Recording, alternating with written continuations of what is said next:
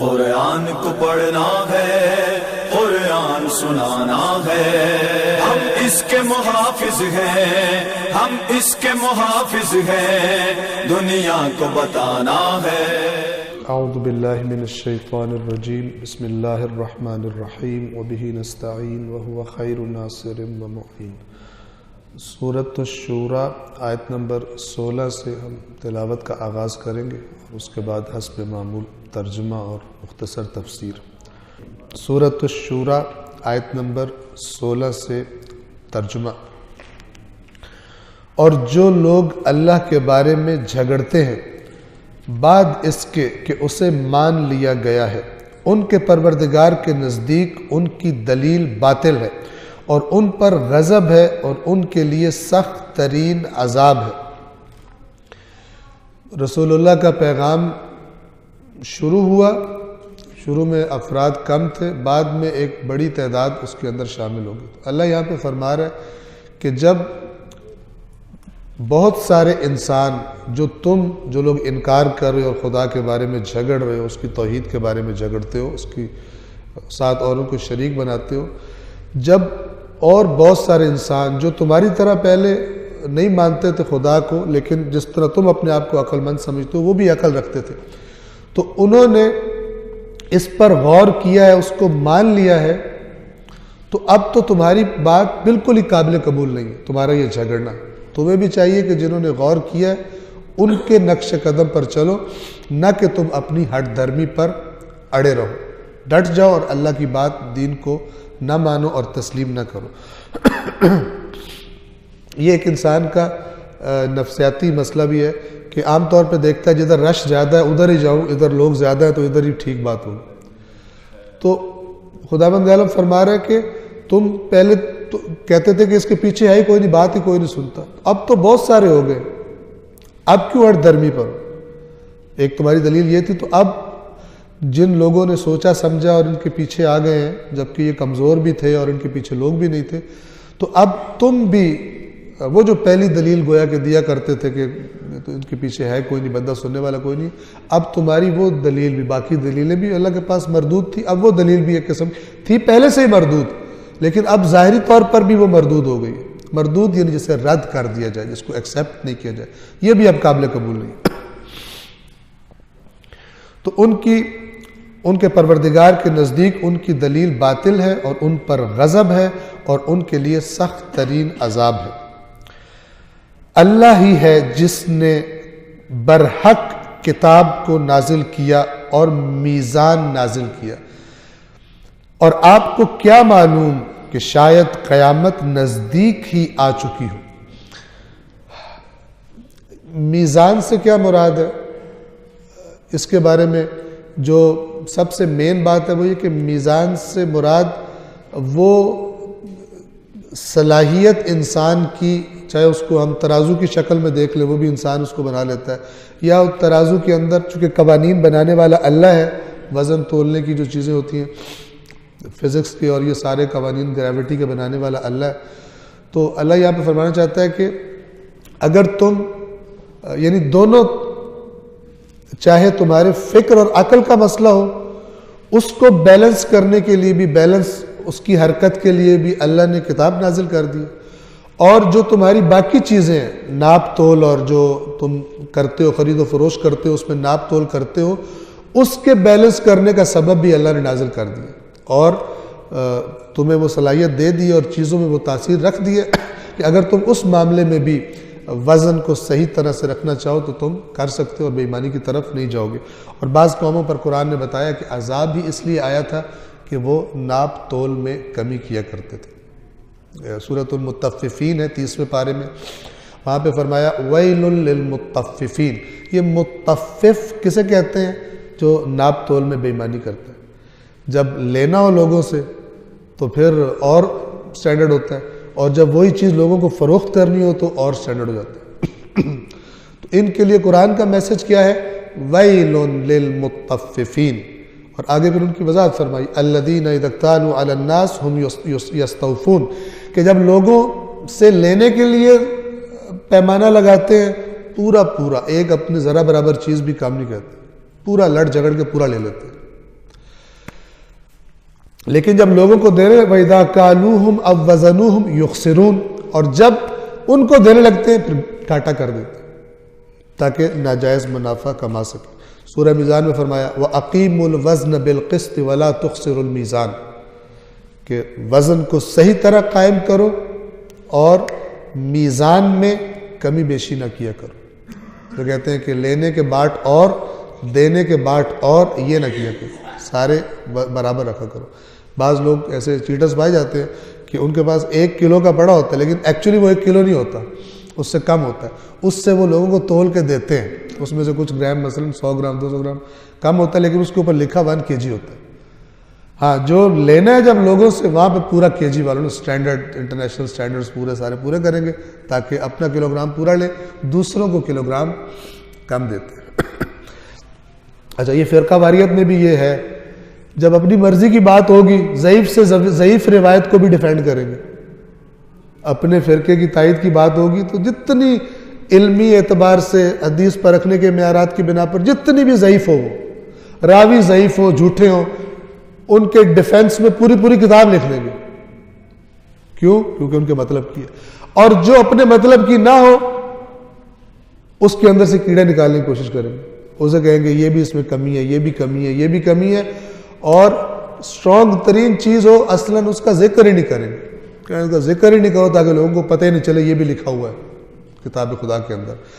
اس کا اللہ تبارک و تعالیٰ نے اتنی بدترین دھمکی دی ہے ان الذین یکتمون ما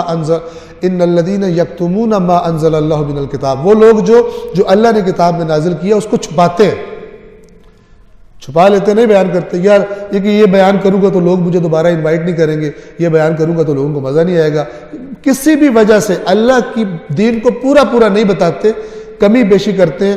اللہ فرماتا ہے کہ اور پھر خود بتا بھی دیا وَيَشْتَرُونَ بِهِ ثَمَنًا قَلِيلًا، سبب بھی اللہ ساتھ ہی بتا دیتا ہے، اور یہ چھپانے کے بدلے میں پیسے لیتے ہیں، دنیا کا اجر لیتے ہیں لوگوں سے۔ ان کے بارے میں اللہ فرماتا ہے اولئک ما یأکلون فی بطونہم الا النار، یہ اپنے پیٹوں میں کچھ بھی نہیں بھر رہے سوائے آگ کے۔ ولا یکلمہم اللہ یوم القیامہ، اللہ قیامت کے دن ان سے کلام تک نہیں کرے گا۔ ولا ینظر الیہم، ان کی طرف دیکھے گا بھی نہیں، یعنی نظر رحمت کرے گا ہی نہیں ان کی طرف۔ وَلَهُمْ عَذَابٌ عَلِيمٌ، اور ان کے لیے دردناک عذاب ہے۔ یہ کون لوگ؟ جنہوں نے خدا کا دین جیسے پہنچانا تھا ویسے نہیں پہنچایا، انہوں نے دیکھا جو لوگوں کو مزہ آتا ہے وہ بتاؤ، باقی باتیں بتانے کی ضرورت ہی نہیں ہے، اور آہستہ آہستہ لوگوں نے سمجھا کہ دین آئی وہی جو ہم نے سنا ہے۔ اللہ ہے جس نے کتاب برحق نازل کی اور میزان نازل کیا، اور آپ کو کیا معلوم شاید قیامت نزدیک ہی آ گئی ہو۔ جو لوگ اس پر ایمان نہیں رکھتے وہ اس کے بارے میں جلدی مچا رہے ہیں۔ یہ جلدی مچا رہے ہیں کون لوگ تھے؟ کب آئے گی قیامت؟ انبیاء سے کہا کرتے تھے، یہ قرآن کہتا ہے وَيَقُولُونَ مَتَىٰ هَٰذَا الْوَعْدُ إِن كُنتُمْ صَادِقِينَ، اور کہتے ہیں کہ اگر تم سچے ہو تو یہ کب یہ وعدہ پورا ہوگا، لا کے دکھاؤ۔ کوئی کہتا تھا عذاب لے آؤ، کوئی کہتا قیامت لے کے آؤ،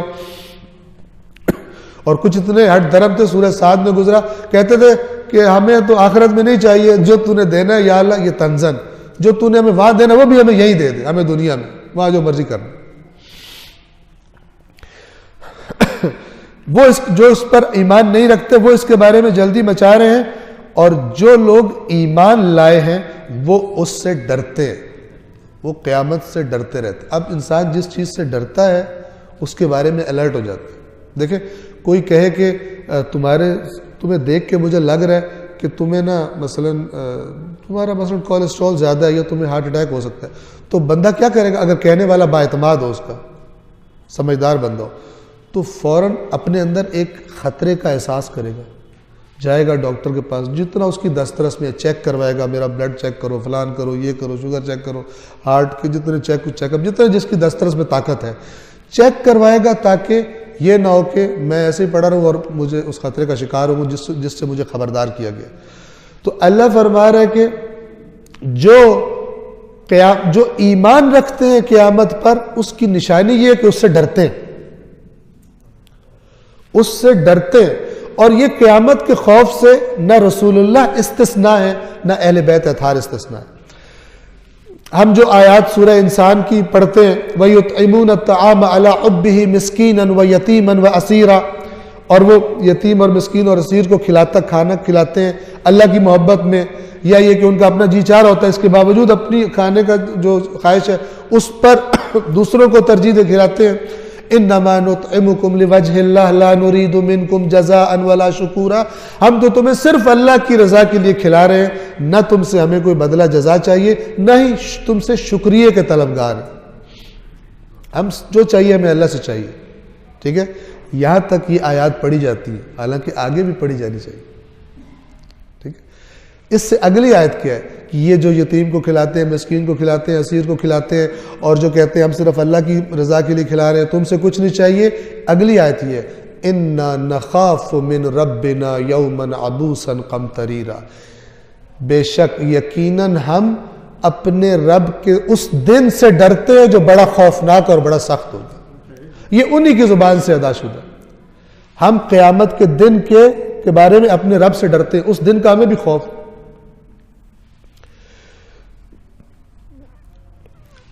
اس کے علاوہ قرآن نے فرمایا قل انی اخاف ان عصیت ربی عذاب یوم عظیم، اگر میں بھی خدا کی نافرمانی کروں تو میں بھی اس عذاب سے ڈرتا ہوں۔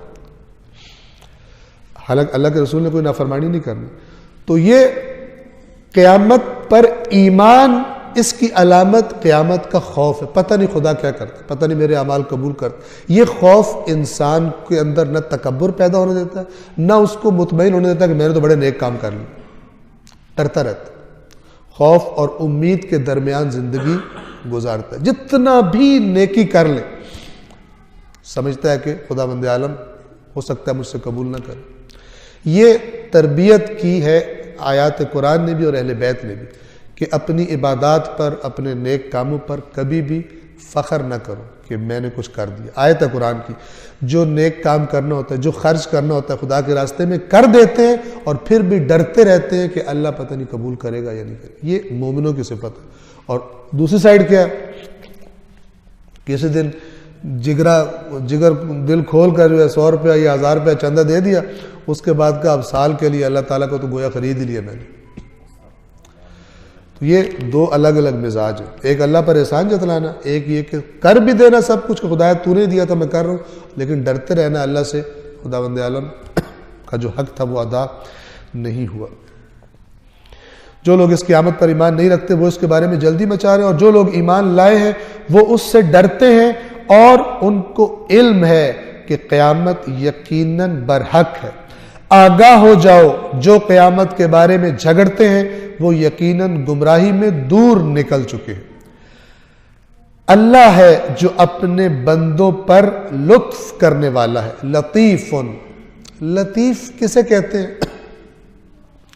لطیف اسے کہتے ہیں کہ جو اگر کسی چیز کی صفت ہو، ٹھیک ہے، تو بہت ہی باریک، بہت ہی نرم، بہت ہی ملائم، کہتے ہیں بڑی لطیف، اس کے لیے لفظ استعمال ہوتا ہے، لیکن اصل میں لطیف اس چیز کو کہا جاتا ہے کہ جو آپ جلدی دیکھنے میں دکھائی نہ دیتی ہو، یا لطیف اس شخص کو کہا جاتا ہے کہ جو عام چیزیں نہ دیکھ پاتے، عام لوگ جو چیزیں جن کو نظر نہیں آتی وہ دیکھ لیتا ہے۔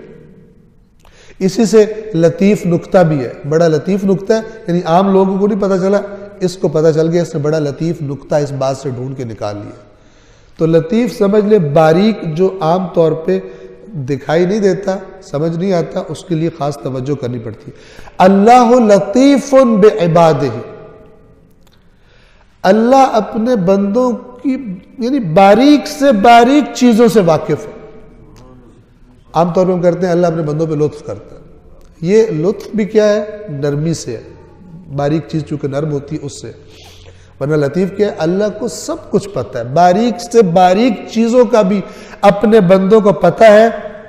یرزق من یشاء، یہ مت سمجھو کہ تمہیں اگر کم مل رہا ہے تو اللہ تم سے غافل ہوگی، اللہ کو سب پتہ ہے، لیکن وہ جسے چاہتا ہے دیتا ہے۔ وہ تو تمہیں وہ کیسے بھول سکتا ہے؟ تمہارے بدن کے اندر جو بیکٹیریا تمہیں کھا کے پل رہے ہیں وہ تو ان کو بھی دے رہا ہے۔ آپ نے پڑھا ہوگا کہ انسان کے معدے کا وہ بیکٹیریا کہ جو انسان کے غذا کو ہضم کرنے میں ہیلپ کرتا ہے، کھاتا ہے اس کو، جب انسان مر جاتا ہے تو وہ بندے کو ہی کھانا شروع کر دیتا ہے، اس کو تو اپنی وہ چاہیے ہوتی ہے، تو وہ انسان کے بدن کو کھانا شروع کر دیتا ہے۔ تو خداوند عالم تو وہ مخلوقات کے جو بڑی طاقتور مائکروسکوپ سے اب انسان دیکھنے کے قابل ہوا ہے، اور پتہ نہیں کتنی ہے جن کو ابھی بھی نہیں دیکھ پایا۔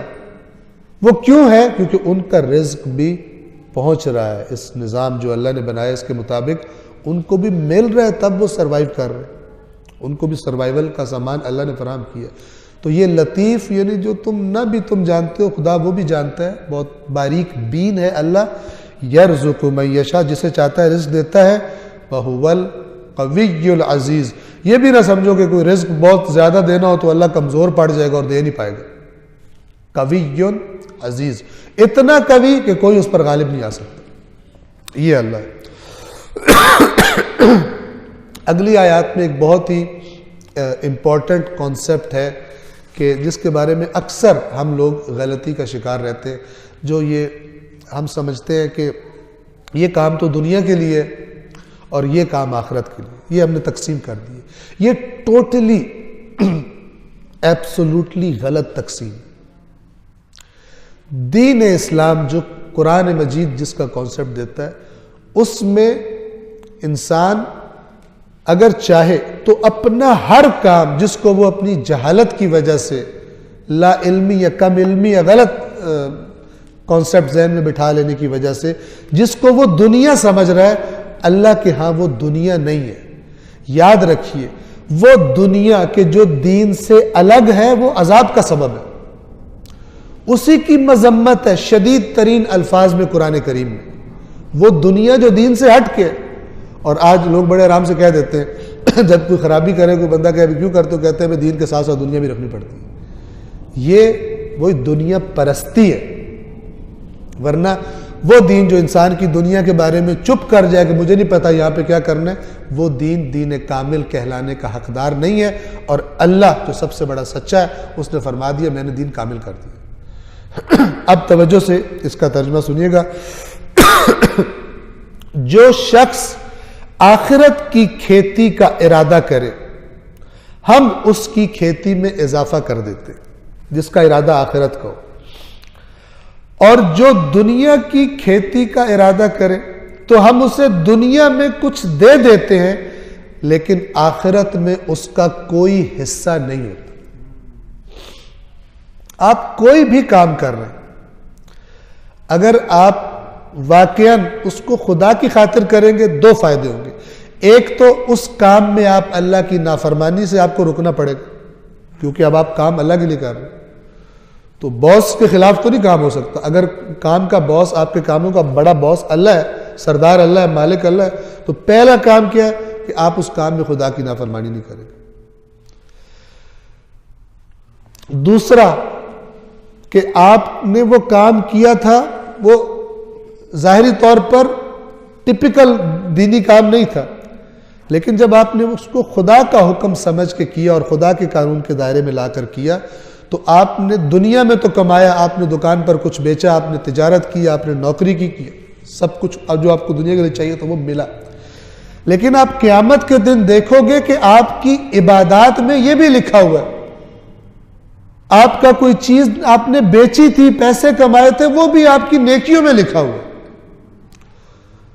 تو یہ جو اللہ کہتا ہے جو ایمان لائے اور نیک عمل کیے ان کے علاوہ باقی سارے انسان گھاٹے میں، ایک گھاٹا یہ ہے کہ وہ کام جس سے آپ دنیا و آخرت دونوں میں پروفٹ لے سکتے تھے، اس کو آپ صرف دنیا میں اکتفا کر دیں۔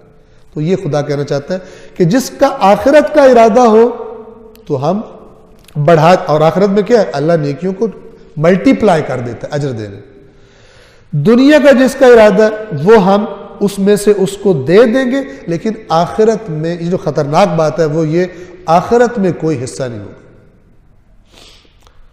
ایک مومن وہ ہے کہ جو اپنی دکان پر بیٹھا، اپنی نوکری میں بیٹھا، اپنے کالج میں، اپنی یونیورسٹی میں بھی اس کو ویسی ہی فیلنگ ہو یا ملتی جلتی ہو جیسی اس کو مثلا مسجد میں آ کر یا امام بارگاہ میں آ کر نماز پڑھتے ہوئے تلاوت کرتے ہوتی ہے، کیونکہ وہ بھی وہی کام ہے اللہ ہی کے لیے، خداوند عالم نے کہا ہے وہ کرنا ہے تو کر رہا ہے۔ یہ بالکل ایسے ہی جیسے آپ نے احادیث سنی ہے، حدیث موجود ہے، بعض لوگوں کی اب مثلا عالم کی نیند جاہل کی جاگ کر عبادت سے افضل ہے۔ کیا مطلب؟ اس لیے کہ عالم ایک بہت ہی یوزفل کام کرتا ہے، دوسروں سے عبادت وہ اپنے لیے کر رہا ہے، اپنے تک محدود ہے۔ عالم اگر نہ سوئے، یہ سونے کے عشق میں نہیں ہے، یہ سونا اس لیے کہ صبح مثلا جلدی اٹھنا ہے، عبادت خدا بھی کرنی ہے، اس کے بعد اپنی ذمہ داری ڈیوٹی ادا کرنی ہے مجھے۔ اب یہ سونا اس پورے پروسیس کا حصہ ہے، یہ لازمی ہے، یہ بھی ہونا چاہیے، ورنہ وہ بھی نہیں ہو سکتا۔ رات کا جاگا ہوا وہ کام بھی صحیح نہیں کر پائے گا، نہ صبح عبادت صحیح کر پائے گا، نہ مثلا اگر اور کوئی ڈیوٹی وہ صحیح کر پائے گا۔ تو اس نے جو کام کرنا ہے اس کی وجہ سے اس کا سونا بھی، ایک بندہ جو اپنی ذات کے لیے کام کر رہا ہے اگرچہ عبادت افضل ہے۔ صلوات پڑھیے محمد والے۔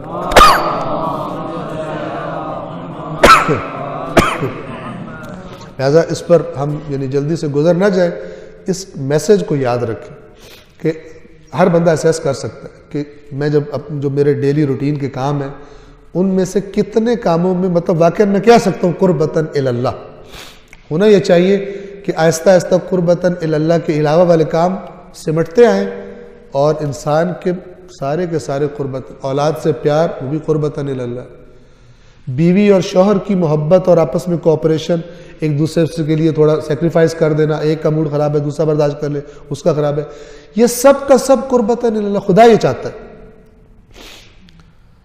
تو انسان اگر خدا کے لیے کرے تو اس کے دنیا تو وہی ہے جو ہونی ہے، لیکن آخرت میں بھی اس کا اجر پائے گا، اور یہ بہت پروفٹ والا بزنس ہے، کاروبار ہے، پیکج ہے۔ صلوات پڑھیے محمد والے۔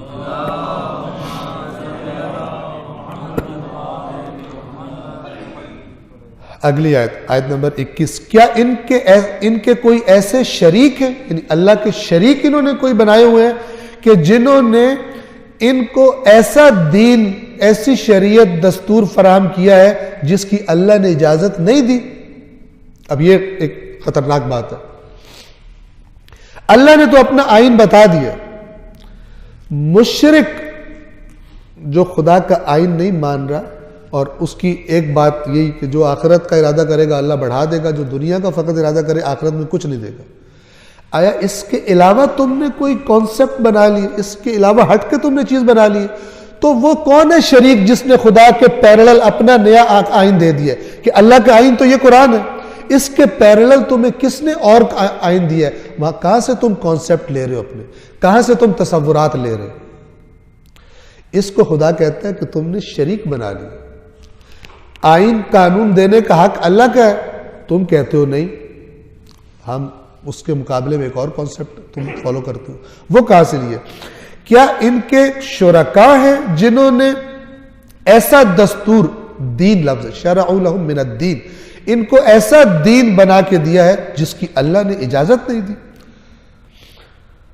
اور اگر فیصلہ کن بات نہ ہوتی تو ان کے درمیان فیصلہ کر دیا جاتا۔ وہ یہ بات اللہ بار بار کہتا ہے کہ چونکہ ایک مدت تک ہم نے وقت معین کر دیا ایز اے مہلت ہے، اگر وہ مہلت ہم نے وہ فیصلہ نہ کر دیا ہوتا تو پھر ہم عذاب کر دیتے۔ اور یقیناً ظالموں کے لیے دردناک عذاب ہے، اور وہ عذاب کیسا ہوگا؟ آیت نمبر 22 میں آپ دیکھیں گے ظالموں کو کہ وہ جو دنیا میں انہوں نے کمائی کی تھی، کسب کیا تھا، یعنی عمل کیے تھے، ان کی وجہ سے وہ ڈر رہے ہوں گے اور وہ عذاب ان پر واقع ہو رہا ہوگا، یعنی ان کو یہ بھی پتہ چل جائے گا یہ ہمارے اعمال کا نتیجہ ہے، اور وہ عذاب ان پر ہو رہا ہوگا، گرنے والا ہوگا، گر رہا ہوگا، ان پر آ جائے گا، اور وہ اس سے ڈر رہے ہوں گے۔ لیکن یہاں پہ جو لفظ ہے، ڈر رہے کس سے ہوں گے؟ اپنے اعمال سے، یعنی اعمال ڈائریکٹلی لنکڈ ہے قیامت کے نتیجے سے۔ یا اللہ فرما رہا ہے کہ جو انہوں نے کسب کیا ہے اس سے ڈر رہے ہوں گے، اور وہ ان کے اوپر آ پڑے گا، آ کے پڑ رہا ہوگا، یعنی وہ اعمال ہی عذاب بنیں گے۔ اور جو لوگ ایمان لے آئے اور نیک اعمال بجا لائے وہ جنتوں کے باغات میں ہوں گے۔ جنت بھی باغ ہے، روضات الجنات، جنت کہتے ہیں بہت زیادہ گھنے باغ کو، جس کی اتنا گھنا باغ ہو کہ اگر اوپر سے دیکھو تو نیچے زمین نظر ہی نہ آئے، اتنے اس کے درخت گھنے ہو، اتنی اس کی گھاس گھنی ہو سبزہ کہ زمین دکھائی نہ دیتی. گھنے باغ کو جس کی زمین چھپ جائے اس کو جنت کہتے ہیں. روضہ بھی باغ کو کہتے ہیں، لیکن ایسے باغ کو کہتے ہیں، اگر میں غلطی نہیں کر رہا، کہ جس کے ارد گرد دیوار ہو، یا اگر میں ابھی میرے ذہن میں مک چکے ایک حدیقہ، وہ بھی باغ کو کہا جاتا ہے. تو انشاءاللہ میں کنفرم کر کے دوبارہ بتا دوں گا. یہاں پہ فی روضات الجنات، اور انہوں نے ترجمہ کیا ہے وہ جنت کے گلستانوں میں ہوں گے، جہاں پھول ہوتے ہیں وہاں پر ہوں گے. لہم ما یشاؤون عند ربہم، ان کے لیے ان کے پروردگار کے پاس جو وہ چاہیں گے موجود ہوگا. یہی بڑا فضل ہے. فضل کسے کہتے ہیں؟ بنتا کم تھا، خدا نے دے زیادہ دیا ہوگا، بہت ملٹی پلائی کر کے اللہ دے گا. یہاں پر ایک ہمارے مومن عزیز نے سوال پوچھا تھا، میں آپ کو بتا دوں، شاید آپ نے بھی سنا ہو، کافی عرصہ پہلے، 1 سال پہلے میں نے سنا تھا وہ، اور ایک کلپ تھا ایک خاتون کی آواز میں جو اعتراض کر رہی ہے اسلام پر اور دین پر اور جنت پر، اور کہہ رہی ہے کہ اس کا لب لباب یہ ہے کہ یہاں بھی یہ اسلام جو ہے، یہاں بھی عورتیں مردوں کے استعمال کی چیز ہیں، اور جنت میں بھی عورت کو ایک استعمال کی چیز بنا کر پیش کیا گیا مردوں کے لیے. لہذا اسلام عورت کے بارے میں یہ کانسیپٹ رکھتا ہے کہ یہ ایک استعمال کرنے کی چیز ہے. یہ جو لفظ یہاں پر آیت نمبر 22 میں آیا ہے اور سورہ قاف میں بھی آیا ہے جنت کے بارے میں، یہ ایک چھوٹا سا جملہ اس قسم کی تمام لغویات اور بیہودہ باتوں کا قاطع واضح جواب ہے. جنت میں جب کوئی جائے گا وہاں پر کچھ بھی اس کی مرضی کے خلاف نہیں ہوگا. یہ بڑی واضح آیت ہے، ریپیٹ ہوتی ہے قرآن میں. کیا ہے؟ والذین آمنوا وعملوا الصالحات فی روضات الجنات، وہ لوگ جو ایمان لائے اور نیک عمل کیے وہ جنتوں کے باغات میں گلستانوں میں ہوں گے. لہم، ان کے لیے ہوگا، ما یشاؤون، جو وہ چاہیں گے، عند ربہم، ان کے رب کے پاس. تو یہاں سے بات ہی ختم ہو جاتی ہے کہ کسی کو کچھ، کسی مرد کو یا کسی عورت کو اس کی مرضی کے خلاف کوئی کہا جائے کہ تم نے یہ کرنا. جو جس کا جی چاہے گا اپنی مرضی میں وہ آزاد ہوگا. اور سورہ قاف میں یوں ہے، لہم ما یشاؤون عند ربہم، جو کچھ وہ چاہیں گے ان کے رب کے پاس ہوگا. اور اللہ فرماتا ہے وَلَدَيْنَا مزید، اور جہاں تک تمہارا تصور بھی نہیں پہنچتا، ہم کہیں گے ہمارے پاس جو تم نے چاہا وہ تمہیں دے دیا، اس سے بڑھ کر بھی ہمارے پاس تمہیں دینے کے لیے، یعنی اللہ عطا کرے گا. تو اس کانسیپٹ کے بعد یہ کہنا وہاں استعمال اور فلان استعمال، یہ سب لغویات ہیں. اور آپ دیکھیں کہ آزادی کے نام پر عورت کو جس طرح ویسٹ میں استعمال کیا جاتا ہے، ویسٹ میں مرد کی شہوت کو بجھانے کے لیے جس طرح عورت کا استعمال کیا جاتا ہے، ٹھیک ہے، وہ کہاں، اور اسلام جو عورت کو مقام دیتا ہے وہ کہاں. بعض لوگ بس بیک میں وہی نفس پرستی ہوتی ہے اور وہ سمجھتے ہیں کہ گویا کہ دین عورت کو کم اختیار دے رہا ہے اور وہ عورت کو جاب کرنے کی اجازت ہے، دین نے دی ہوئی ہے. ہاں، اللہ کہتا ہے آئیڈیل جو ایک گھر، ایک گھرانہ میں، اس میں جو خالق ہے اس نے عورت کے اندر کچھ خصوصیات رکھی ہیں جو مرد کے اندر نہیں رکھی، اور مرد کے اندر کچھ خصوصیات رکھی ہیں جو عورت کے اندر نہیں رکھی. تو اب ان دونوں کو اللہ نے اولاد دینی ہے، وہ پالی جائے گی. خدا چاہتا ہے کہ مثلا عورت، کیونکہ اس کے اندر ممتا زیادہ ہے، کیئر زیادہ ہے، جذبات زیادہ ہے، وہ اور اولاد کو زیادہ مثلا اس کی ضرورت ہے ماں کی، تو وہ اس کام کو کرے اور مرد زحمت کرے اور باہر جائے. یہ آئیڈیل ہے، لیکن منع نہیں ہے عورت کو کہ وہ جاب نہیں کر سکتی. اپنی خدا کی طرف سے ذمہ داریوں کو دیکھے گی ایک مومنہ عورت، اور ان سے عہدہ برا ہوتے ہوئے وہ کام بھی، جاب بھی کر سکتی ہے. اللہ تو یہ چاہتا ہے کہ جو میری مرضی ہے اس کے مطابق چلو، دنیا بھی دوں گا اور آخرت بھی دوں گا. اور جو دنیا کی خاطر دین سے ہی ٹکرا جاتے ہیں، دین کے بارے میں باتیں شروع کر دیتے ہیں، تو وَمَا لَهُمْ فِي الْآخِرَةِ مِن نصیب، آخرت میں ان کا کوئی حصہ نہیں ہے. صلوات پڑھیے محمد وآل محمد.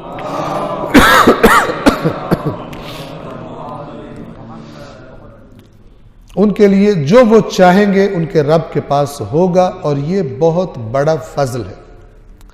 اگلی آیت نمبر 23 سورہ شورا کی، یہ مشہور و معروف آیت ہے، توجہ فرمائیے. یہ وہ بات ہے جس کی اللہ اپنے ان بندوں کو خوشخبری دیتا ہے جو ایمان لاتے ہیں اور عمل صالح بجا لاتے ہیں. پچھلی آیت میں بھی کہا جو ایمان لائے اور عمل صالح، یہاں بھی کہا ایمان اور عمل صالح، تاکید. یہ اللہ کا پیغام ہے جو رسول اللہ لوگوں کو دے رہے ہیں. اس جملے کے بعد اس آیت کے اگلے حصے میں وہ مشہور و معروف جملہ ہے قُلْ لَا أَسْأَلُكُمْ عَلَيْهِ أَجْرًا إِلَّا الْمَوَدَّةَ فِي الْقُرْبَى. اے رسول ان سے کہہ دیجئے کہ یہ جو میں اللہ کا پیغام تمہیں دے رہا ہوں، اس کے بدلے میں تم سے کسی اجرت کا، کسی بدلے کا، جزا کا، اجر کا میں سوال نہیں کرتا، سوائے ایک چیز کے، اور وہ ہے کہ جو میرے قریبی رشتہ دار ہیں ان کی مودت دلوں میں رکھو. یہاں پہ ایک تو یہ عرض کر دوں، محبت بھی عربی کا لفظ ہے حب سے، اور مودت بھی عربی کا لفظ ہے. وہاں محبت سے حب ہے اور مودت سے ود ہے. ود بھی قرآن میں آیا ہوا لفظ. توجہ فرمائیں، محبت اور مودت میں فرق کیا ہے؟ محبت کہتے ہیں جو دل میں ہوتی ہے، مودت اس محبت کو کہا جاتا ہے جو پیچھے بھی چلاتی ہے، جو اطاعت بھی کرواتی ہے، بالخصوص اس کو. ورنہ محبت بھی عربی کا لفظ ہے. ایک ہے مجھے مثلا میں کسی سے محبت کرتا ہوں لیکن وہ کنسرن محبت کرتا ہوں میرے تک محدود ہے، وہ اس کی کوئی بات نہیں مان رہا ہوں، ٹھیک ہے. ایک یہ معنی میں چھپا ہے مودت کے کہ وہ محبت جس کی شدت اتنی ہے کہ جو انسان کو جس سے مودت ہے اس کی اطاعت بھی کرواتی، اس کے پیچھے بھی چلاتی، اس کی اطاعت بھی کراتی. تو میں تم سے اپنے قربا کی، ذوی القربا کی کیا چاہتا ہوں؟ مودت کا سوال کرتا ہوں. اچھا، یہاں پر لوگ مختلف ادھر ادھر کی، اگرچہ اہل سنت نے بھی بہت سارے علماء نے اپنی تفاسیر میں لکھا کہ اس سے مراد رسول اللہ کے رشتہ داروں کی محبت ہے. اس سے ہٹ کر مسلم احادیث ہیں کہ میرے اہل بیت کی محبت ایمان کا جز ہے. آج جو آپ بعض علماء کو دیکھتے ہیں کہ وہ انتہائی ناسازگار اپنے ماحول کے باوجود محبت اہل بیت اور ذکر اہل بیت کو بے بانگ دہل انجام دے رہے ہیں، اس کی بیک پر بھی وہ روایات ہیں کہ جزء ایمان ہے. اور ان میں سے ایک نے کہا بھی کہ مجھے اب پتہ چلا کہ اہل بیت عقیدت نہیں ہے بلکہ عقیدہ ہے. عقیدت اور ہوتی ہے لیکن عقیدہ، مجھے اپنے کسی بزرگ سے عقیدت ہو لیکن وہ میرے عقیدے کا حصہ تو عقیدت اللہ سے رابطہ ہوتا ہے، دین سے رابطہ ہوتا ہے. تو اگرچہ اہل سنت نے بھی کہا لیکن میں بھی عرض کر دوں، بعض لوگوں نے اس کے بارے میں یہ کہا کہ اللہ کے رسول نے فرمایا کہ میں تم سے اور کوئی اجر نہیں مانگتا، اجر یہ ہے کہ میں جو تمہارا رشتہ دار ہوں اس کی وجہ سے ہی تم میری بات سن لو، یہ مجھے اجر دے دو. تو یہاں پر توجہ فرمائیے گا کہ اجر جو ہوتا ہے وہ کب انسان مطالبہ کرتا ہے اس کا. ایسا نہیں ہے کہ یہ عام طور پر ہم جب سفر کرتے ہیں ادھر لاہور اسلام آباد موٹر وے پر، یہاں بھی ہوتا ہوگا، تو وہ گاڑی کھڑی کر کے جاؤ تو وہ شیشہ صاف کرنے والا آ جاتا ہے. یہاں بھی آ جاتے ہیں یہ جو ٹریفک سگنلز پر، تو وہ بغیر ہماری طلب کے وہ صاف کر دیتے ہیں اور پھر وہ اجر مانگتے ہیں. تو ہمارا دینے کا دل نہیں کرتا. تمہیں کس نے کہا تھا تم شیشہ آگے، اور بعض اوقات تم خراب ہی کر دیتے. تو جو ہمارے مطلب کا کام ہی نہیں کر رہا بلکہ ہمیں تنگ کر رہا ہے، وہ پھر ہمیں کہے اجر، تو بندے کو غصہ آتا ہے. ایک تو ڈیٹ تو نے آ کے یہ کام کر دیا، اوپر سے کہتا مجھے پیسے بھی دے، یعنی مجھے اریٹیٹ کر رہے تھے. تو کافر تو رسول اللہ سے اریٹیٹ ہو رہے، کافر تو رسول اللہ سے اریٹیٹ ہو رہے، ان سے اجر مانگنا. وہ کہیں گے ہم تمہارا کام ہی نہیں پسند، تم الٹا اجر مانگ رہے ہو ہم سے. تو اجر مانگنا وہاں پر زیادہ صحیح معنی دیتا ہے کہ جب اگلے کو لگ رہا ہو کہ مجھے کوئی بینیفیشل چیز مل رہی ہے، مجھ پر یہ بندہ کوئی احسان کر رہا ہے، میرا کوئی مسئلہ حل کر رہا ہے، تو اگر کوئی کہے کہ میں نے جو تمہارا مسئلہ حل کیا اب میں بھی تم سے ایک اجر کا سوال کرتا ہوں، ٹھیک ہے، تو بات بنتی ہے. جو اس کے خلاف آپ چل رہے ہیں اس سے آپ اجر مانگے، وہ کہے گا. تو اللہ کے نبی نے یہ اجر کا سوال کیا ہے مومنوں سے، امت سے. اور قرآن کی دوسری آیات میں ہے کہ وَمَا سَأَلْتُكُم مِّنْ أَجْرٍ فَهُوَ لَكُمْ، جو میں نے تم سے اجر مانگا ہے وہ بھی تمہارے لیے ہی ہے، اس کا فائدہ بھی تمہیں ہی ہوگا. ان اجریہ الا علی اللہ، میرا اجر تو بس جو دینا ہے وہ اللہ نے دینا ہے. یہ جو تم سے مانگ رہا ہوں اس کا فائدہ بھی کسے ہوگا؟ اس کا فائدہ بھی تمہیں ہوگا. یعنی میں چلا جاؤں گا تو وہی جو بات، میں اپنے بات قرآن اور اپنے اہل بیت چھوڑ کے جا رہا ہوں، ان سے تمسک کرنا گمراہ نہیں ہوگا. تو یہ آیت ریلیٹڈ ہے اسی بات سے اور اسی کی تائید کرتی ہے. صلوات پڑھیں محمد والے. اب جو اس کے مخالف ہے، کیا یہ لوگ کہتے ہیں اس نے اللہ پر جھوٹ گھڑا ہے، بس اگر اللہ چاہے تو آپ کے دل پر مہر لگا دے، اور اللہ باطل کو نابود کر دیتا ہے اور اپنے فرامین کے ذریعے حق کو پائیداری عطا کر دیتا ہے. وہ تو سینوں کی پوشیدہ باتوں سے بھی یقیناً خوب واقف ہے. اس معاملے میں خداوند عالم بڑی سخت بات کرتا ہے. کافر کہتے تھے یہ نبی نعوذ باللہ کیا ہے، یہ جھوٹ بولتا ہے، یہ اپنے پاس سے گھڑ لیتا ہے. جب بھی کافر یہ الزام لگاتے ہیں اللہ کا لہجہ بڑا سخت. اللہ فرماتا ہے کہ یعنی اگر یہ رسول ہم پہ جھوٹ بولتا سورہ حاقہ میں ہم اس کی گردن کاٹ دیتے، شہرک کاٹ دیتے. یہاں پہ کیا فرما رہا ہے؟ اگر جھوٹ بولتے ہم چاہتے ہم آپ کے قلب پر یعنی جہاں عقل ہے وہاں پہ سٹیمپ لگا دیتے، ختم کر دیتے، آپ کو حرکت بھی نہ کرنا، آپ کو سوچنے بھی نہ دیتے. یہ کس کے لیے؟ یہ کفار کے لیے، کہ اللہ نہیں برداشت کرتا کہ اس کے بارے میں اس سے نسبت دے کے جھوٹ بولے کوئی. ہمارا رسول بھی کرتا کہ نعوذ باللہ نہیں کرنا انہوں نے، لیکن اگر فرض کر لو تو اگر اللہ چاہتا تو آپ کے دل پر مہر لگا دیتا، یعنی آپ بالکل کچھ بھی نہ کر پاتے، کچھ سوچ بھی نہ پاتے. اور وہی تو ہے جو اپنے بندوں کی توبہ کو قبول کرتا ہے اور گناہوں کو معاف کر دیتا ہے، اور جو کچھ تم کرتے ہو اس کا علم رکھتا ہے. اور ایمان لانے والوں اور عمل صالح بجا لانے والوں کی دعاؤں کو قبول کرتا ہے اور اپنے فضل سے انہیں اور زیادہ دے دیتا ہے. اور کافروں کے لیے سخت ترین عذاب ہے. یعنی جو توبہ کریں وہ پھر ایمان لے آتے ہیں، عمل صالح کرتے ہیں، ان کو اللہ ملٹی پلائی زیادہ دیتا ہے، لیکن انکار کرنے والوں کے لیے شدید عذاب ہے. آیت نمبر 27 سے فرمایا اور اگر اللہ اپنے بندوں کے لیے رزق میں فراوانی کر دیتا تو وہ زمین میں سرکش ہو جاتے. کتنے لوگ ہیں کہ جن کو جب پیسہ ملا تو وہ فرعون ہی بن گئے. کتنے لوگ ایسے ہوتے ہیں. تو روایات اہل بیت اس آیت کی وضاحت میں موجود ہے کہ وہ حدیث قدسی میں اہل بیت اطہار کے فرامین میں ہے کہ اللہ فرماتا ہے کہ میں اپنے بندوں کے بارے میں زیادہ جانتا ہوں، ان کی نفسیات، ان کی طبیعت کہاں پہ پہنچے کھڑے. تو مجھے پتا ہوتا ہے کہ میرے بعض بندے ایسے ہیں کہ اگر میں دے دوں تو اور نیکیاں کریں گے، اور کچھ کا مجھے پتا ہوتا ہے اگر دے دوں تو یہ ٹریک سے اتر جائیں گے. یعنی کچھ کے بارے مجھے پتا ہے دوں تو اچھے ہوں گے، اور کچھ کا مجھے پتا ہوتا ہے کہ ان کو تنگی میں رکھوں تو ہی کنٹرول میں رہیں گے. لہذا میں اپنے مطابق، فیصلہ تو میری مرضی کا ہوتا ہے، میں کرتا ہوں.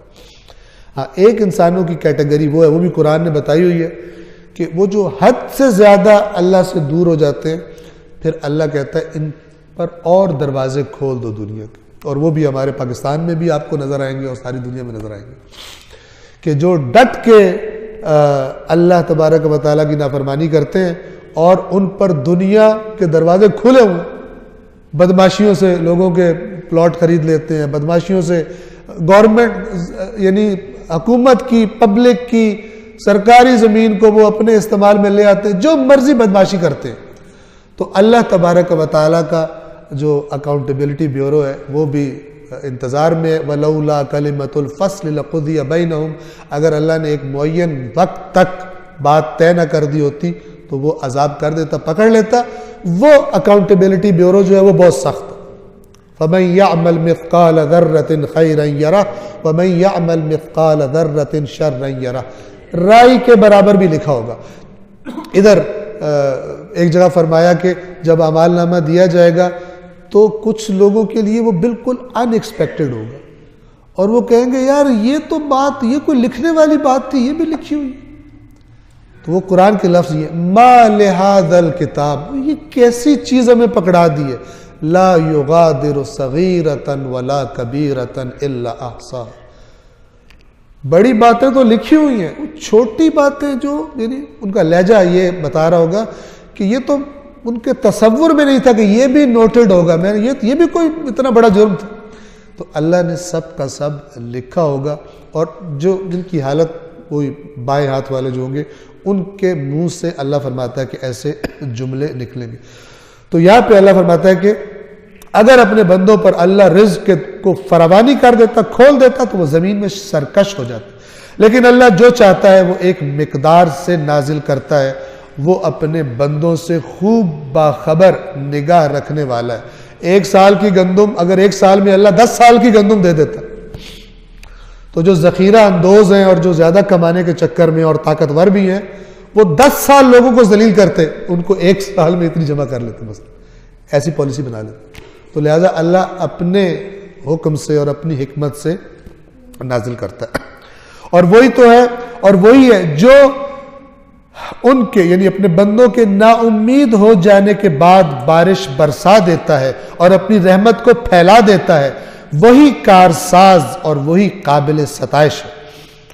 اور اس کی نشانیوں میں سے آسمانوں اور زمین کا پیدا کرنا ہے، اور جو آسمانوں اور زمین میں اس نے جاندار پھیلا دی ہیں، یعنی جو مخلوقات پھیلا دی ہیں، یہ سب کی سب اس کی نشانیاں ہیں، اور وہ جب چاہے ان سب کو جمع کرنے پر قدرت رکھتا ہے، جب چاہے ان سب کو اکٹھا کر لے، جیسے بنایا ہے ویسے ان کی بساط دوبارہ لپیٹ دے۔ اور تم پر جو بھی مصیبت آتی ہے وہ تمہارے اپنے ہاتھوں کی کمائی سے آتی ہے، اور بہت سی باتوں سے اللہ درگزر بھی کر دیتا ہے۔ یعنی جو تم کرتے ہو تو تمہیں تو ہر وقت مصیبت میں ہونا چاہیے، لیکن بہت سی باتیں خدا چھوڑ دیتا ہے، لیکن تم پر آنے والی مشکلات وہ کیا ہوتی ہیں؟ وہ تمہارے اپنے 2 قسم کی مشکلات ہے، یاد رکھیے گا، ایک جو آزمائش کی وجہ سے ہوتی ہے، اور ایک وہ جس کا سبب انسان کا اپنی حرکت ہوتی ہے، اپنا عمل ہوتا ہے۔ آزمائش والی مصیبتیں سب پہ آنی ہیں، اور وہ اتنی زیادہ روایات ہیں کہ اللہ تبارک و تعالی جس سے محبت کرتا ہے اس کی آزمائش سخت کر دیتا ہے، اور اس کا ثبوت رسول اللہ کی اور اہل بیت اطہار کی زندگی ہے۔ کوئی دعویٰ نہیں کر سکتا کہ اللہ کو ان سے زیادہ محبت تھی کسی سے، کوئی دعویٰ نہیں کر سکتا، لیکن جب ان کی زندگیاں دیکھتا ہے کہ ان سے زیادہ سخت اور مصیبت والی زندگیاں کسی نے اور نے نہیں گزاری۔ تو یہ فارمولہ ہے۔ جو مصیبت تم پر آتی ہے وہ تمہارے اپنے ہاتھوں کی کمائی سے آتی ہے، اور وہ بہت سی باتوں سے درگزر کرتا ہے، اور تم زمین میں اللہ کو عاجز نہیں کر سکتے، اور اللہ کے سوا نہ تمہارا کوئی کارساز ہے اور نہ مددگار۔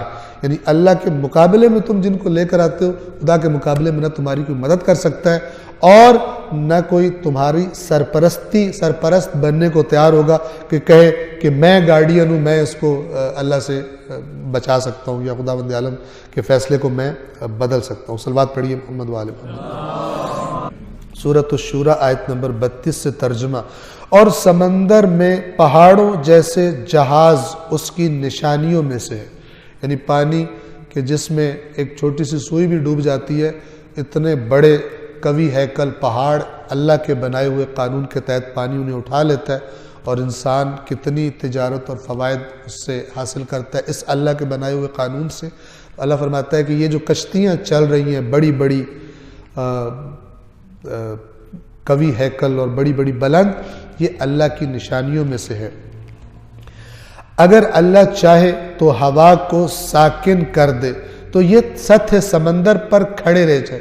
یہ اس لیے کہ اس زمانے میں آج کل انجن جو استعمال ہوتے ہیں اور پیٹرول آگے اور یعنی تیل استعمال ہوتا ہے وہ نہیں تھا، بادبانی کشتیاں ہوتی تھیں۔ تو بادبانی کشتیاں لمبے سفروں کے لیے وہ استعمال ہوتی تھی، اور اگر بارش نہیں ہوتی تھی یا تیز ہو جاتی تھی یا ہوا نہیں ہوتی تو وہ کشتیاں اپنا صحیح طرح سے مقصد پورا نہیں کر سکتی تھے۔ یہ جو قرآن کی مثالیں اس زمانے کے لوگوں کے لیے بہت زیادہ قابل محسوس، بہت آرام سے محسوس کرتے تھے اس کو۔ اگر اللہ چاہے تو ہوا کو ساکن کر دے تو یہ سطح سمندر پر کھڑے رہ جائیں۔ یقیناً ہر صبر کرنے والے شکر گزار کے لیے اس میں نشانیاں ہیں۔ یا اللہ ان کے اعمال کے سبب انہیں تباہ کر دے، ان کشتیوں کو تباہ کر، طوفان آئے، غرق ہو جائیں، تباہ ہو جائیں، تو وہ یہ بھی کر سکتا ہے۔ اور وہ بہت سے لوگوں سے درگزر کرتا ہے، بہت سارے، ورنہ کفار کی تو کوئی کام بھی صحیح نہیں ہونا چاہیے تھا، لیکن خداوند عالم نے اس دنیا میں جو نظام بنایا ہے اس میں مہلت دیتا ہے اور درگزر کیے جاتے ہیں۔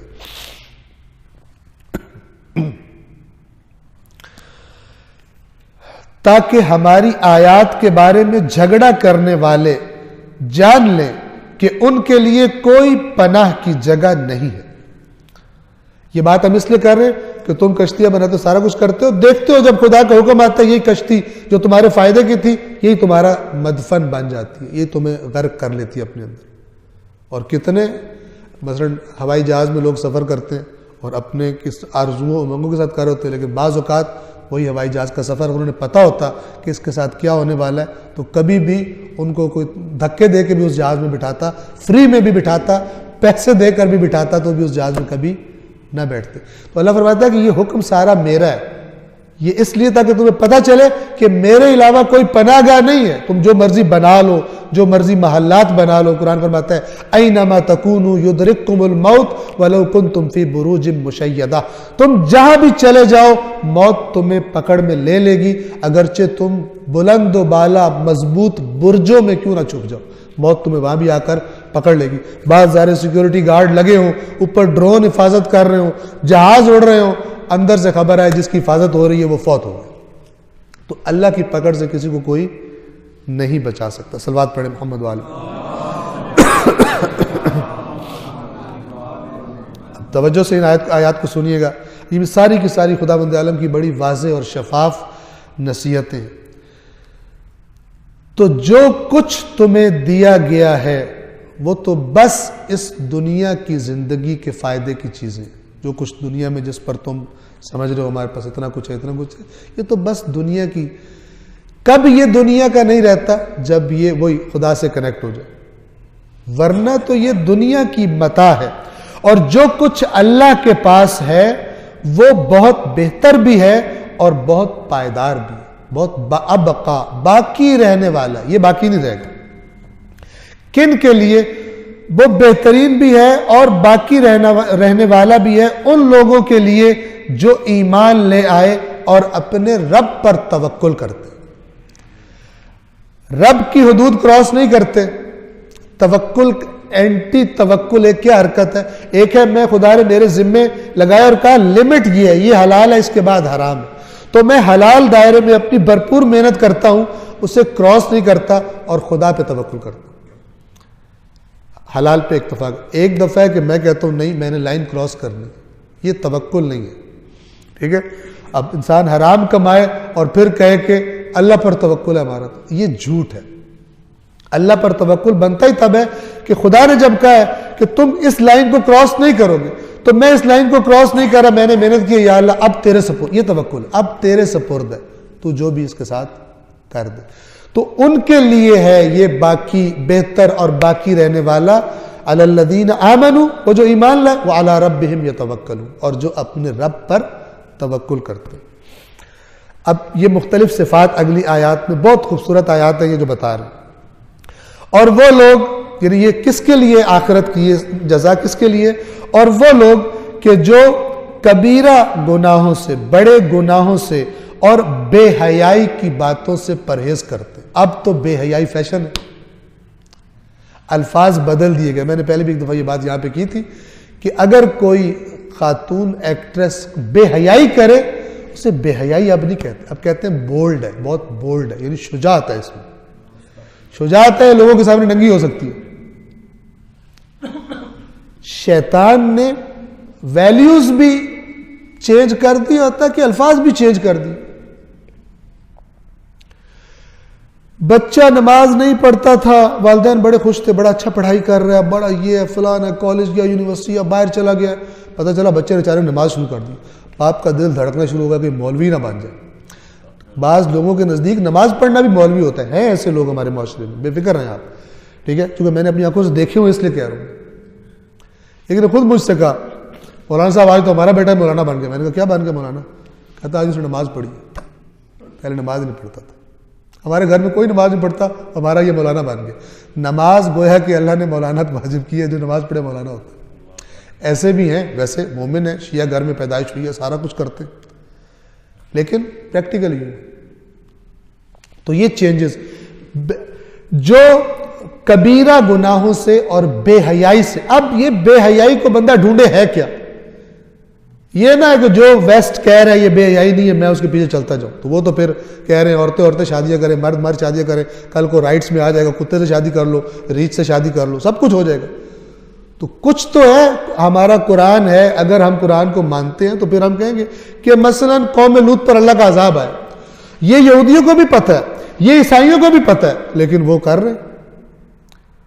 تو جب خدا کو آپ اس کہتے ہو کہ اللہ کو آئین دینے کا رائٹ نہیں ہے، ہم خود بنائیں گے، پھر اپنا نام آپ عیسائی رکھ لو، اپنا نام آپ یہودی رکھ لو، اپنا نام آپ سنی رکھ لو، شیعہ رکھ لو، کچھ بھی رکھ لو، آپ بے دین ہو، اس لیے کہ آپ زندگی اللہ کے آئین کے مطابق نہیں گزارتے۔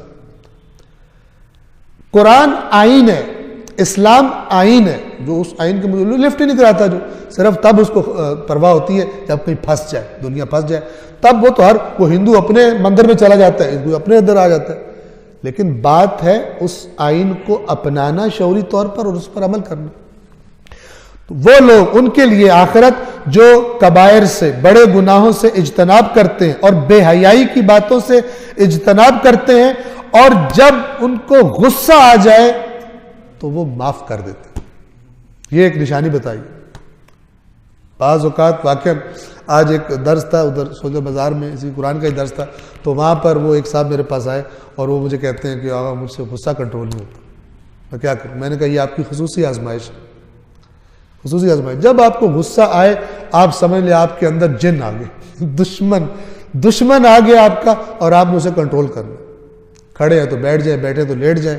اور میں نے امام کا واقعہ سنایا کہ امام سجاد علیہ السلام، ان کی ایک کنیز ہے، اس کے ہاتھ سے برتن سلپ ہوتا ہے، امام کے سر میں لگتا ہے، اور اب اس کا نیچرل جو انسان، جو اللہ نے رکھی ہے چیز، وہ ریئیکشن، یہ کیا کر دیا؟ ہمارا کوئی ملازم کھڑا ہو اور وہ مثلا پانی دینے لگے اور منہ پہ مار دے ہمارے، مثلا غلطی سے ہو جائے اس سے، یا پیر سلپ ہو اور ہم نے نیا سوٹ پہنا ہو کوئی کسی بڑے برانڈ کا، اور وہ چائے ساری اس کے اوپر گرا دے، ایک دفعہ تو انسان کو آگ لگ جاتی ہے، وہ اندھے ہو گئے، فلان ہو گئے۔ تو جیسے ہی اس کنیز نے، وہ کنیز بھی انہی کی تربیت یافتہ ہوتی، اور ظاہر بات ہے کہ وہ قرآن کی آیت ہی پڑھے گی، گانا تھوڑی سنائے گی، تو اس نے جیسے ہی وہ اس سے غلطی سے وہ گرا، امام پر وہ برتن گرا، فوراً اس نے آیت کا وہ لفظ پڑھا اور کہتی ہے وَالْقَاذِمِينَ الْغَيْظَ، اور وہ جو غصے کو پی جاتے ہیں۔ تو امام نے کوئی رک گئے، پھر اس نے اگلا لفظ بولا وَالْعَافِينَ عَنِ النَّاسِ، اور جو لوگوں کو معاف کر، یعنی جن پر غصہ آتا ہے انہیں معاف کر دیتے۔ تو امام نے فوراً فرمایا کہ تجھے معاف کر دی۔ اس نے پھر آخری جملہ بولا وَاللَّهُ يُحِبُّ الْمُحْسِنِينَ۔ امام نے اب اس کا بھی بدلہ کچھ نہ کچھ دینا تھا، تو امام نے فرمایا کہ تجھے میں نے اللہ کے راستے میں آزاد کر دی۔ تو اس نے گرایا تو برتن تھا، ہونا کیا تھا اس کے ساتھ، لیکن جب عام لوگ، جو عام ریئیکشن ہے وہ تو سارے کرتے ہیں، جو بندگان خدا ہوتے ہیں ان کے ریئیکشن عام لوگوں والے ریئیکشن نہیں ہوتے لوگوں کے ساتھ۔ جیسے رسول اللہ کے پاس بندہ آتا ہے، پتہ نہیں کیا پروپیگنڈا سنا ہوا ہے کہ، اور کدھر ہے وہ رسول، کدھر ہے وہ رسول، پروپیگنڈا بہت سنا، اور اچانک لوگوں نے کہا کہ یہ بیٹھے ہیں۔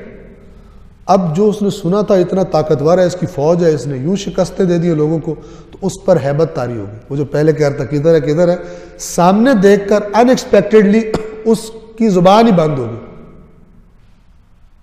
اس کی زبان سے کوئی لفظ نہیں نکلا تھا۔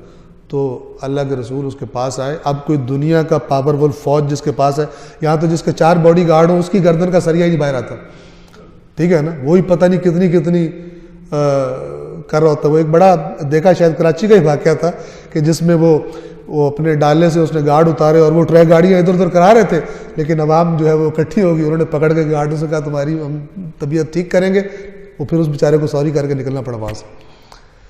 تو تھوڑا سا بھی طاقت آ جائے انسان کیا سے کیا کرنا شروع ہو جاتا ہے، اللہ بھول جاتا ہے، مجھے کوئی دیکھ رہا ہے جس نے میرا حساب کرنا سب بھول جاتا ہے۔ تو رسول اللہ نے دیکھا اس کی تو حالت خراب ہو گئی، تو بڑے پیار سے اس کے قریب آئے اور اس کو اپنی آغوش میں بغل میں لے کے، جیسے پیار سے انسان اپنی اولاد کو یا اس کو دباتا ہے تسلی دینے کے لیے، اس کو پیار سے دبایا اور اس سے کہا کہ میں کوئی دنیا کا بادشاہ نہیں ہوں، میں تو اللہ کا بندہ ہوں، تو مجھ سے تم نہ گھبراؤ۔ تو اس نے وہ بولا، اور بولا کیا؟ اشہد ان لا الہ الا اللہ واشہد ان محمدا عبدہ ورسولہ، پھر یہ اس کی زبان سے نکلا۔ تو یہ اخلاق لوگوں کی زندگیاں چینج کرنے کا سبب بنتا ہے۔ اور میں تو برداشت نہیں کر سکتا، تو میں تو دانت توڑ دوں گا، تو میں یہ کر دوں گا، میں تو کیس کر دوں تیرے اوپر، ایسا وکیل کروں گا، بلکہ جج کر لوں گا، پچھلی ساری عمر تو عدالتوں میں چکر لگاتا رہے گا۔ یہ دھمکیاں بدماشوں والی یہ اللہ کے بندے نہیں دیتے۔ اللہ کے بندے اپنے جو خدا نے دیا ہے اس کے بارے میں کنٹرول میں رہتے ہیں، کہ جس نے دیا ہے وہ عنقریب مجھ سے اس کا حساب بھی کرنے والا ہے۔ صلوات پڑھیے محمد و آل محمد۔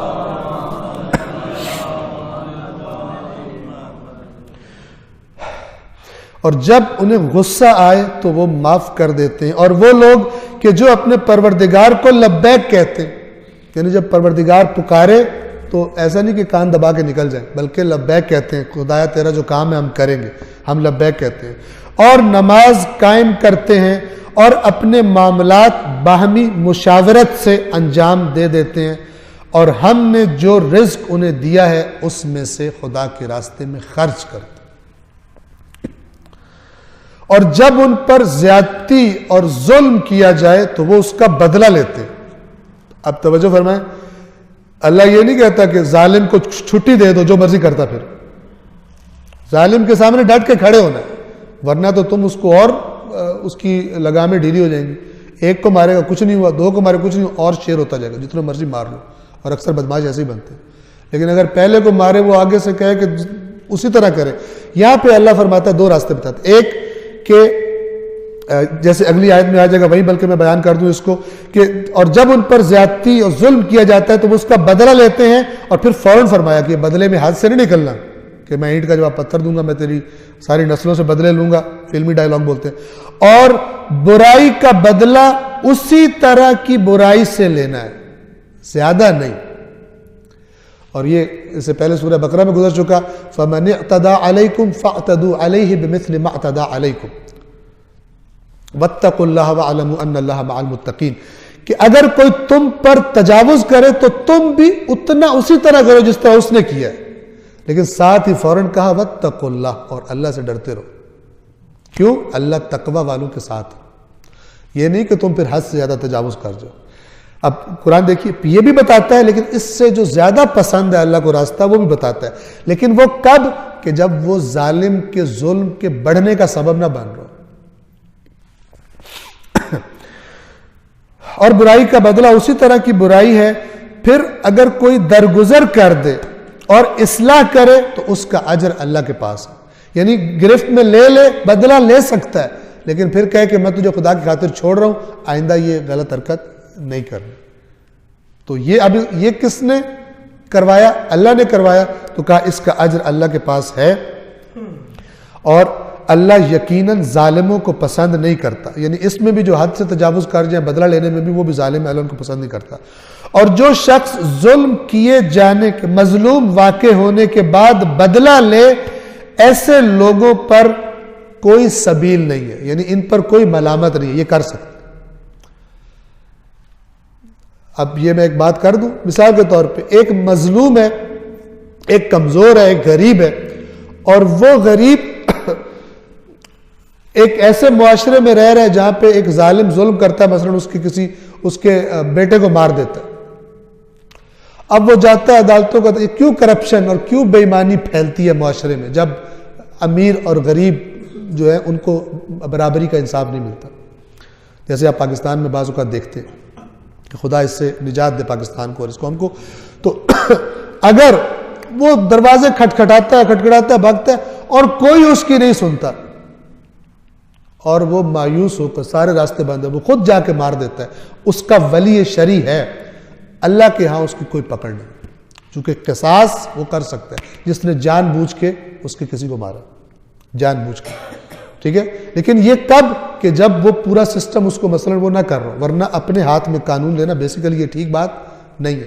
اور یہی سبب بنتا ہے بہت ساری جگہوں پر جب انسانوں پر ظلم ہوتے ہیں اور سسٹم نظام انصاف اس معاشرے کا وہ صحیح رسپانس نہیں دیتا ان کو، پھر وہ مجرم بن جاتا ہے، پھر وہ کہتے ہیں ایسے ہے تو پھر ایسے ہی صحیح ہم اپنے ہاتھ سے کریں گے۔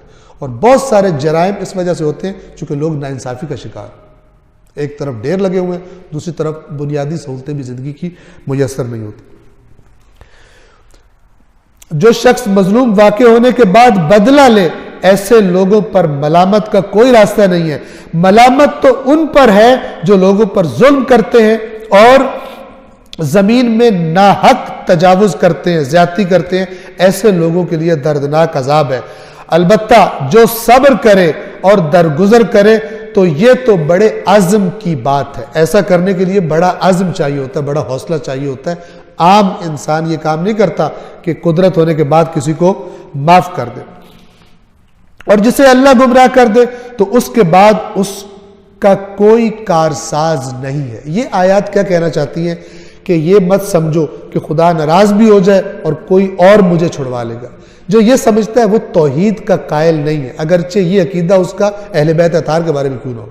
مثلا یہ شہید مرتضیٰ مطہری فرماتے ہیں اپنی کتاب میں، اگر کوئی یہ عقیدہ رکھے کہ اللہ راضی ہوتا ہے نماز روزہ حج زکوٰۃ سے فلان اس سے، اور امام حسین راضی ہوتے ہیں ماتم کرنے سے مجلس کرنے سے، میں نماز نہیں پڑھتا روزہ نہیں رکھتا حج نہیں کرتا میں یہ واجبات نہیں کرتا، کوئی بات نہیں، اللہ ناراض بھی ہو گیا، امام حسین کو راضی کر لوں، امام حسین جانے تو رب جانے تو حسین جانے، یہ کر کے جان، یہ مشرک ہے، یہ مشرک ہے۔ دو سسٹمز نہیں ہیں، نظام توحید ہے۔ عزاداری بھی وہی عزاداری ہے کہ جس کو ہم عبادت کہہ سکتے، اور عبادت کس کی ہوتی ہے؟ عبادت اللہ کی ہوتی ہے۔ جو اللہ کی نہیں ہے وہ عبادت ہی نہیں ہے، وہ عبادت نہیں ہے۔ تو پھر جو کہے میں کسی اور کی عبادت کرتا ہوں تو عبادت نہ رسول اللہ کی جائز ہے، نہ مولا کائنات کی جائز ہے، نہ امام حسین کی، کسی کی عبادت جائز نہیں، تو مشرک۔ پچھلی قومیں یہ کرتی تھی، اپنے نبیوں کے بت بنا کے عبادت شروع کر دیتے تھے، شرک ہے۔ یہ اسی نظام توحید کو بتانے آئے تھے، اور بدترین بہتان تراش ہوا ہے کہ جو انہی کے نام پر شرک پھیلا رہے۔ ایک نظام ہے اور سب سے اوپر اللہ ہے، اور یہ اللہ کے اذن سے ہے۔ جو سمجھے کہ نہیں ان کو اللہ کے مقابلے پہ لے آئے وہ ٹھیک راستے پر نہیں ہے۔ اور یہ اللہ کہنا چاہتا ہے کہ جسے خدا گمراہ کر دے، یعنی جو خدا کے راستے پر نہیں آ رہا، وہ دوسری طرف چلا گیا، اس کا اب کوئی سرپرست اور کارساز نہیں ہے، اب جو اسے بچا لے۔ بچنے کا راستہ وہی ہے جو اللہ نے بتایا، وہی صراط مستقیم ہے۔ اور آپ ظالموں کو دیکھیں گے، یعنی جو اب اس قسم کے لوگ ہوں گے ان کا تذکرہ ہو رہا ہے، آپ ظالموں کو دیکھیں گے کہ جب وہ عذاب کا مشاہدہ کریں گے، جب عذاب ان کے سامنے آ جائے گا تو کہہ رہے ہوں گے کہ کیا واپس جانے کا کوئی راستہ ہے؟ اور آپ دیکھیں گے کہ جب وہ جہنم کے سامنے لائے جائیں گے تو ذلت کی وجہ سے جھکے ہوئے نظریں چرا چرا کر دیکھتے ہوں گے۔ آپ دیکھو کوئی بندہ بہت ہی برا کام کرتے ہوئے پکڑا جائے تو اس کی آنکھیں نیچے ہوتی ہیں، اگر کہیں دیکھنا بھی ہو تو بڑی چور آنکھوں سے دیکھتا ہے، شرمندگی سے، اور اگر کسی سے آنکھیں چار ہو تو فوراً واپس کر لیتا ہے، وہ وجہ ندامت ہوتی ہے۔ یہ کیفیت ہوگی قیامت کے دن اللہ کے نافرمانوں کی کہ آنکھیں اٹھیں گی نہیں، اور اگر کہیں دیکھیں گی کسی سے آنکھیں چار ہوئی تو فوراً آنکھیں دوبارہ، تو آنکھیں چرا چرا کر دیکھتے ہوں گے۔ اور اس وقت جو ایمان لائے تھے وہ کہیں گے خسارہ اٹھانے والے تو یقیناً وہ ہیں جنہوں نے آج قیامت کے دن اپنے آپ کو اور اپنے گھر والوں کو خسارے میں ڈال دیا۔ یعنی ان کے پاس مہلت تھی، اپنے لیے بھی اچھا کرتے، اپنے گھر والوں کی اچھی تربیت کرتے، لیکن یہ دنیا میں لگے رہے، خسارے میں ڈال دیا، اللہ کی بات پر توجہ نہیں کی۔ ایمان والے اس دن ان کی حالت دیکھ کر قرآن کہتا ہے کہ یہ الفاظ وہ بولیں گے، آگاہ رہو ظالم لوگ یقیناً دائمی عذاب میں رہیں گے، اور اللہ کے سوا ان کے ایسے کوئی سرپرست نہیں ہوں گے جو ان کی مدد کریں، اور جسے اللہ گمراہ کر دے بس اس کے لیے کوئی راہ نہیں ہے. اور یہ اشارہ ہے وہ کہ جو سمجھ رہا ہے اللہ کے مقابلے میں بھی کوئی میری سرپرستی کر لے گا, اللہ پکڑ بھی لے گا تو مجھے چھڑوا لے گا, یہ اس کی طرف اشارہ ہے کہ ان کے لیے بالکل کوئی سرپرست نہیں ہوگا کہ جو ان کی اللہ کے علاوہ آ کر مدد کرے. جو ہوگا شفاعت وہ باذن اللہ اسی نظام توحید کا حصہ ہے, کوئی اس کے مقابلے میں نظام نہیں ہے. اور جس کو اللہ گمراہ کر دے اس کے لیے کوئی راہ نہیں ہے. بس اپنے پروردگار کو لبیک کہو, یعنی جو آئین تمہاری طرف آیا اس دین کو قبول کر لو, یہ لبیک کہنا ہے اللہ کو.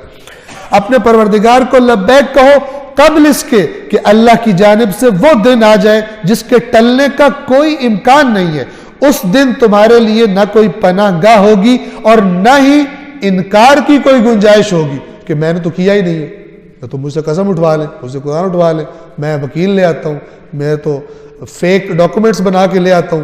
جب قتل ہوا میں تو حیدرآباد بیٹھا تھا, قتل کراچی میں ہوا ہے, اور وہ رپورٹس آ گئی تو شراب نہیں سرکہ نکلا ہے, بیچ میں سے شہد نکلا ہے. اس قسم کے فیک ڈاکومنٹس قرآن کہتا ہے کہ کوئی قیامت کے دن نہیں بن سکے گا, نہ تمہاری کوئی پناہ گاہ ہوگی اور نہ کوئی انکار کی گنجائش ہوگی. بس اگر یہ منہ پھیر لیں, اے رسول یہ باتیں سننے کے بعد بھی اگر یہ اپنی مستی میں لگے ہیں اور آپ کی طرف سے منہ پھیر لیتے ہیں اس پیغام سے, تو ہم نے آپ کو ان کا محافظ بنا کر نہیں بھیجا. کبھی یہاں پہ قرآن نے حفیظ کا لفظ استعمال کیا ہے اور کبھی قرآن نے وکیل, وما انت علیہم بوکیل, آپ ان کے وکیل نہیں, آپ ان کے ہیں جو آپ کے, جنہوں نے آپ کی بات مانی, جو آپ کے ہیں نہیں, بات ہی نہیں مانتے. آپ کو ہم نے نگہبان بنا کر نہیں بھیجا, آپ کے ذمے اور کچھ نہیں سوائے صاف صاف پہنچا دینے کے. اور جب ہم, اب اللہ اپنے بارے میں فرما رہا ہے, جب ہم انسان کو اپنی رحمت کا ذائقہ چکھاتے ہیں تو وہ خوش ہو جاتا ہے, اور اگر ان کے اپنے بھیجے ہوئے اعمال کی وجہ سے کوئی ان پر تکلیف آ جاتی ہے تو اس وقت یہ انسان ناشکرا ہو جاتا ہے. اللہ ہی کے لیے ہے آسمانوں اور زمین کی بادشاہت. یہ للہ جو پہلے آتا ہے اس کا مطلب ہوتا ہے صرف اللہ کے لیے, صرف اللہ مالک ہے آسمانوں اور زمین کی بادشاہت کا. جو چاہتا ہے خلق فرماتا ہے, اور ہر چیز کا خالق اللہ ہے. لغویات بولتے ہیں وہ کہ جو بہتان تراشی کرتے ہیں, کہتے ہیں مولا علی خلق کرتے ہیں, جناب سیدہ خلق کرتی. ایک اسٹیج پہ کھڑا ہو کے کہہ رہا تھا کہ امام سجاد نے اپنی یعنی جناب سیدہ سے خطاب کیا اپنی زندگی میں ایک دعا میں, اور کہتے ہیں اے مجھے خلق کرنے والی. یہ بہتان ہے, یہ کفر ہے, یہ کفر ہے. یہ تو مکے کے کافر بھی قرآن کہتا ہے ان سے پوچھا جائے کس نے خلق کیا آسمان و زمین, تو وہ کہتے تھے اللہ نے. ایک جمپ اور آگے لگا دیے, اس طرح بےہودگی میں پڑے ہوئے. اللہ خالق کل شیء, قرآن کے واضح لفظ ہے, اللہ ہر چیز کا خالق ہے. کبھی فرماتا ہے کہ یہ آسمان و زمین, یہ ستارے, یہ سب کچھ خدا نے پیدا کیا ہے, جنہیں تم نے بنا لیا, بتاؤ انہوں نے کیا خلق کیا اللہ کے مقابلے, تم بتاؤ انہوں نے کیا خلق کیا, یعنی کچھ خلق نہیں کیا, سب کچھ خدا نے خلق کیا. اتنی واضحات کے باوجود پھر یہ لغویات بولی جاتی. تو اللہ فرما رہا ہے کہ آسمانوں اور زمین کی بادشاہت تو بس اللہ کے لیے ہے. جو چاہتا ہے خلق فرماتا ہے, جسے چاہتا ہے بیٹیاں دیتا ہے, جسے چاہتا ہے بیٹے دیتا ہے.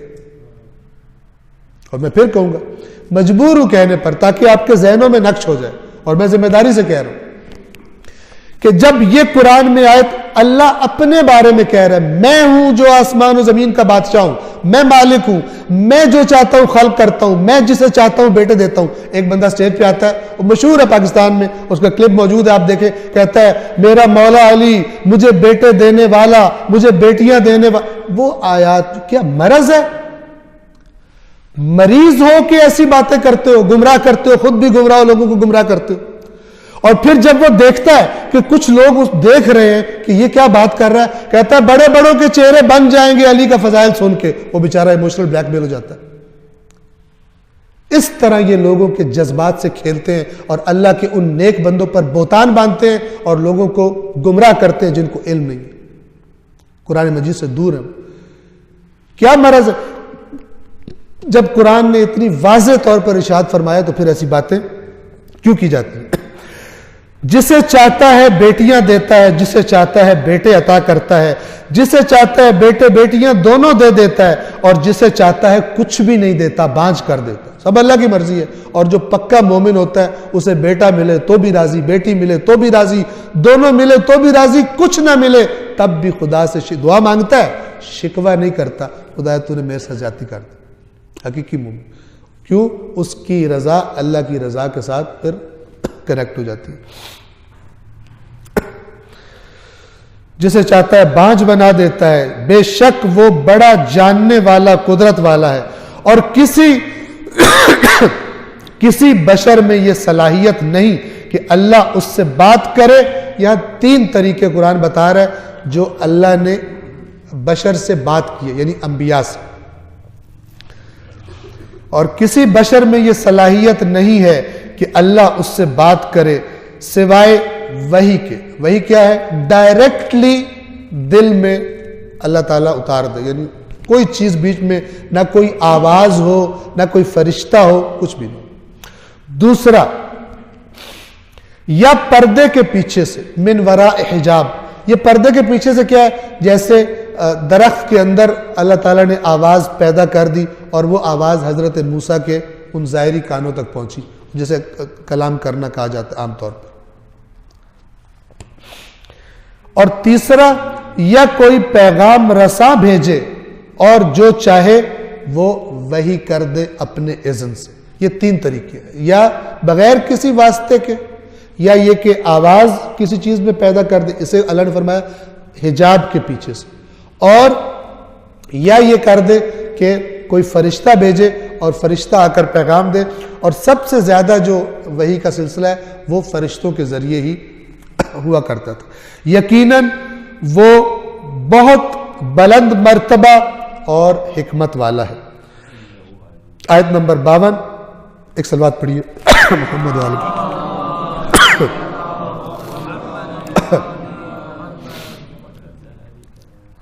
اور اسی طرح، یعنی جو ہم نے اے رسول بتا رہے ہیں آپ کو، اسی طرح ہم نے اپنے امر میں سے ایک روح آپ کی طرف وحی کی ہے۔ اوحینا، ہم نے وحی کی ہے، روحاً، ایک روح، من امرنا۔ قرآن نے، یعنی اللہ تبارک و تعالی نے یہ جو پیغام ہے اللہ کا دین، اس کو بھی روح کہا ہے، وحی کو بھی روح کہا ہے۔ کیوں؟ اس لیے کہ جیسے روح انسان کے بدن کی زندگی کا باعث ہے، اسی طرح اللہ کا پیغام انسان کی اس روحانی حیات کا باعث ہے، ورنہ اللہ کہتا مردہ ہے۔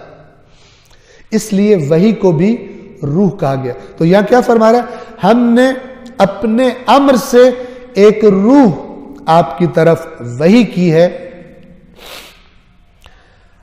آپ نہیں جانتے تھے کہ کتاب کیا ہے اور نہ ہی ایمان کو، لیکن ہم نے اسے نور قرار دیا اس کے لیے جس کو ہم اپنے بندوں میں سے چاہتے ہیں، ہدایت دیتے ہیں، اور آپ تو یقیناً سیدھے راستے کی طرف رہنمائی کر رہے ہیں۔ یعنی اے رسول، یہ ہم جو قرآن آپ کی طرف وہی بھیج رہے ہیں، اگرچہ آپ اس کے لیے بے قرار تھے، وہ جو سورہ ضحیٰ میں ہے وَوَجَدَكَ ضَالًّا فَهَدَىٰ، ہم نے آپ کو گمشدہ، وہ اس کا ترجمہ گمراہ نہیں ہے، ضال عربی زبان میں گمشدہ کو بھی کہتے ہیں۔ الحکمت ضالۃ المؤمن، حکمت مومن کی گمشدہ چیز ہے۔ بچہ بھی گم ہو جائے اس بچے کو گمراہ نہیں کہتے، کہتے ماں باپ سے گم ہو گیا۔ رسول اللہ کے لیے اس کا ترجمہ کیا ہے؟ ہم نے آپ کو گمشدہ، اور وہ گمشدہ کیا؟ سرگردان۔ اور آپ کو پتہ ہے کہ ان ایام میں رسول اللہ زیادہ بیزار ہو گئے تو اس معاشرے سے، اور زیادہ وقت جا کر غار حرا میں رہتے تھے۔ شرک کبھی نہیں کیا رسول اللہ نے، ورنہ مکہ کافر کہا کرتے کہ جو اتنے جھوٹے الزام لگانے والے کہتے ابھی تک تو تم بھی سجدہ کرتے رہو، اب تم ان سے بیزار ہو گئے ہو۔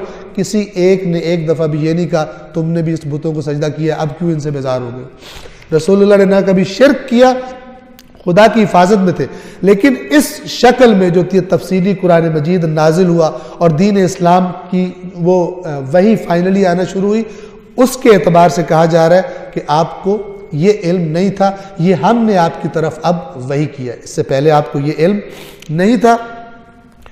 اور آپ سیدھے راستے کی طرف ہدایت کرتے، یقیناً آپ سیدھے راستے کی طرف ہدایت کرنے والے ہیں، یعنی رہنمائی کرنے والے ہیں اس اللہ کے راستے کی طرف کہ جو آسمانوں اور زمین کی سب چیزوں کا مالک ہے۔